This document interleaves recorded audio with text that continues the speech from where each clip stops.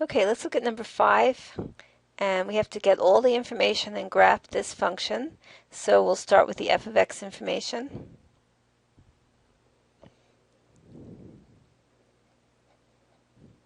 All right, so we have f of x is equal to x cubed over 3 minus x squared. So first we have the x-intercepts we get by setting the numerator equal to 0, and so that would be x equals 0. So 0, 0, that's going to be an x-intercept and a y-intercept. And then the asymptotes from setting the denominator equal to 0, so we see that the asymptotes occur at x equal plus or minus square root 3.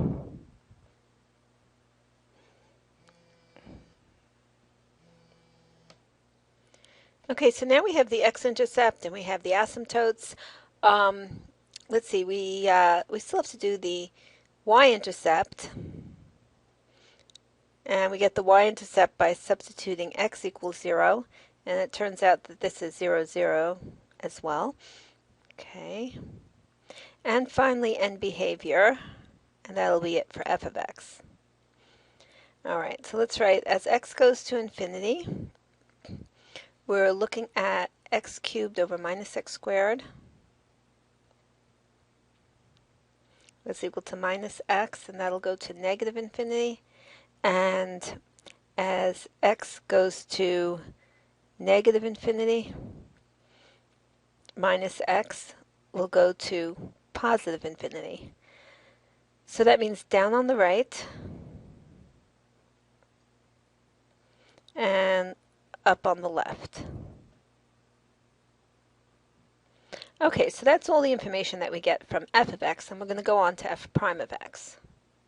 Now we're going to get information from f prime of x. So let's start by calculating f prime of x. We'll use the quotient rule. Okay, square that, square g, the denominator. Now place it up here. Derivative of numerator minus derivative of denominator times the numerator. Now all this, if we multiply out this numerator and simplify, here's what we get. Okay, here's what we get in simplified form. All right, now to do our plus minus analysis of f prime, we're going to put zeros of the numerator and denominator on the number line. All right, so from the numerator we have 0 and 3 and minus 3. And from the denominator we have square root 3 and minus square root 3. Now notice I have open circles here because those are zeros of the denominator of f of x. So the function does not exist at root 3 and minus root 3. So we're going to put square root symbols there. Open circles over there. And these are not going to be candidates for max-mins because these are vertical asymptotes. All right, let's do our plus minus analysis. Let's say we substitute in a 4. And here we're going to have minus 16, and here we have 16 minus 9, which is positive, minus 16 is negative. So that'll be, and the denominator is positive because it's squared. So that'll be negative. Okay, here let's say we put in a 2. Okay, so here we have minus 4, negative, and here we have 4 minus 9, that's another negative, so that would be positive. And again, the denominator we don't worry about because that's squared, that's positive. All right, let's put in a 1 here, and here we're going to have negative, and here also negative, so that'll be positive. And here let's put in a minus 1, and here we have negative, negative again, so again positive. And now let's say we put in minus 2, and here we have negative, and here we have 4 minus 9, another negative, 2 negatives, so again positive. And let's say we put in the minus 4, and here we have minus 16, and here we have 16 minus 9, so that's negative, positive, so that will be negative. All right, and what does this tell us? Well, this tells us that our function is decreasing in this interval and increasing here and increasing, increasing, increasing, and decreasing here. So here at minus 3 we have a switch from decreasing to increasing, so that's a min. And at 3 we have a switch from increasing to decreasing, so that's a max. So we have a min at minus 3, f of minus 3, and a max at 3, f of 3.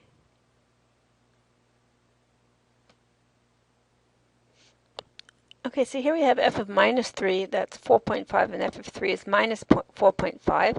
So the min is minus 3, 4.5, and the max is 3, minus 4.5. So that's all the information we get from f prime of x, and now we're going to go to f double prime of x. Okay, so we want to calculate f double prime of x, so again we're going to take the derivative. Let's just multiply out this numerator over here. And so we have minus x to the 4th plus 9x squared over 3 minus x squared squared. So we'll use this multiplied out form when we do the second derivative. So let's do that. Second derivative. All right, again, quotient rule. Square this denominator, and now we have 3 minus x squared to the 4th. Put this denominator up here, that's 3 minus x squared squared. Derivative of the numerator, minus 4x cubed plus 18x. Minus derivative of the denominator. Okay, here we're going to have to do a chain rule. 2, 3 minus x squared minus 2x times the numerator. Okay, minus x to the 4th plus 9x squared.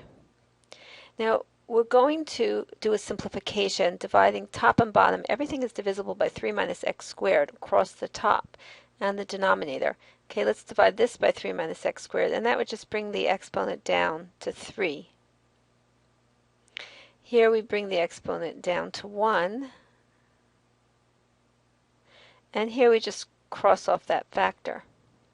Now if we multiply everything out and simplify, this is what we get. Okay, so that's what we get. And we want to put, again, we want to do a plus minus analysis of f double prime, so we're going to put zeros of numerator and denominator on the number line. From the numerator, we just get x equals 0, because x squared plus 9 is never 0. From the denominator, we get x equal plus or minus square root 3. So let's put those on. So we're putting 0 down. We're putting square root 3 again with a open circle, and minus square root 3 again with an open circle. All right, start substituting in. Let's say we substitute in a 2. Okay, the top is positive, and in the denominator we have 3 minus 4 cubed, that's negative. So negative over here. And let's say we substitute in 1. Okay, the top is positive, and here we have 3 minus 1, that's cubed, that's also positive. So positive here. Let's substitute in minus 1, and here we have a negative. And on top, and here we have 3 minus 1, which is positive, so that would be negative. Now let's substitute in minus 2, and here we have negative on top, and 3 minus 4 cubed, that's negative on bottom, so that would be positive. So here the curve is concave down, here it's concave,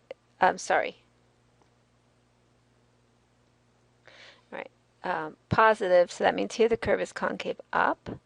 Negative, concave down, positive up, negative down. Now, one important point is this is the only inflection point. these are not inflection points because they're vertical asymptotes.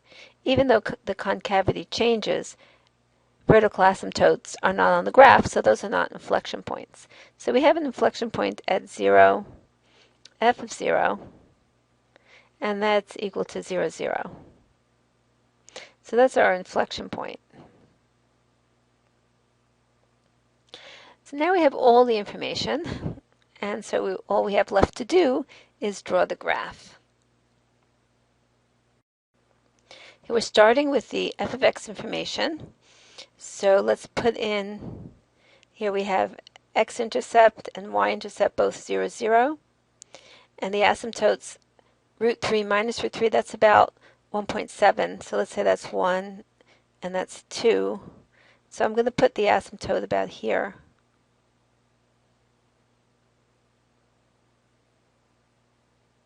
And just draw a dotted line coming down. So we're putting in those vertical asymptotes.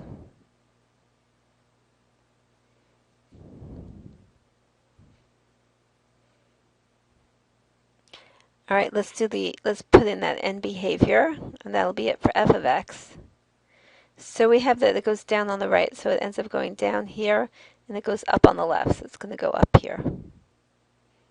All right, now let's go over to f prime of x.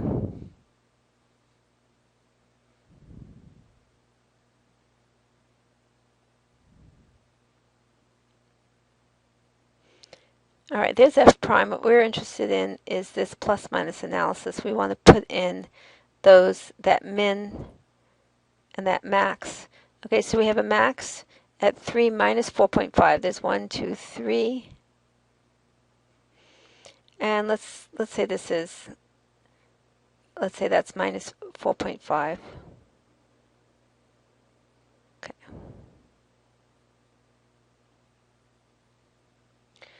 So that's a max.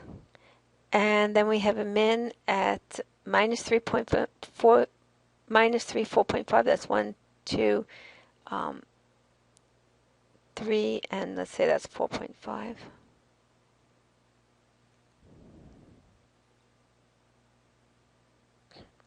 So that's a min. So we'll put that in. Okay, now let's see. Here we have our vertical asymptotes. And let's say starting on the right, the curve is going to go up or down here. Well, since this is a max, it seems to me that if we continue this, the curve is going to go down, because here on the right, notice on the right it ends up going down. Let's fill in that end behavior. Let's connect with that. And here it's going down as well. We also have from our f double prime that's concave down here. See, here we have between root 3 and 3, the curve is increasing, so that means it's going like this. All right, so it must be going down there at that asymptote. All right, what about here? Well, from 0 to, well actually we're starting here from from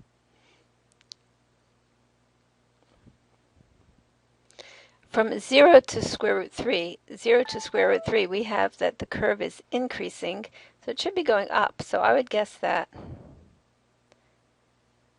the curve is going up at this asymptote. It's either going to go up or down, but since it's increasing left to right, it must be up. All right, let's look over here at this asymptote. Well, at this side of the square root 3 asymptote here. Okay, what's happening between 0 and minus square root 3? Sorry, that's minus square root 3. Well, the curve is increasing between minus square root 3 and 0.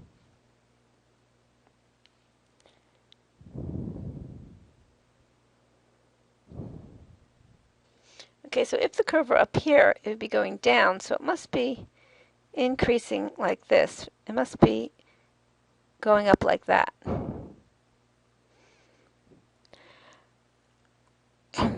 And over on this side, what's happening to the other side of minus root 3? Well, the curve is decreasing over here. I'm sorry, increasing. Between minus 3 and root 3, we're right here. The curve is increasing. So it looks like it goes up over here. All right, now let's look at the concavity chart, the second derivative, and finish filling this in. So here we have f double prime. Now it says that the curve is concave down to the right of square root 3. Well, that's the way we drew it. That looks good. Now here, between 0 and root 3, the curve is concave up. Here's an inflection point, and here it's concave down. So that would be concave up, go through the inflection point where it changes, and here it does the change to concave down. And on the other side of root 3, the curve is of square root 3, the curve is concave up. So let's end up with that end behavior like we drew before, and let's draw a concave up curve like that. So that's the final curve. So it sort of has everything in it. That's why this is a nice example. It has a maximum point, it has a minimum point, and it has an inflection point, and it has asymptotes. So it pretty much has everything in it.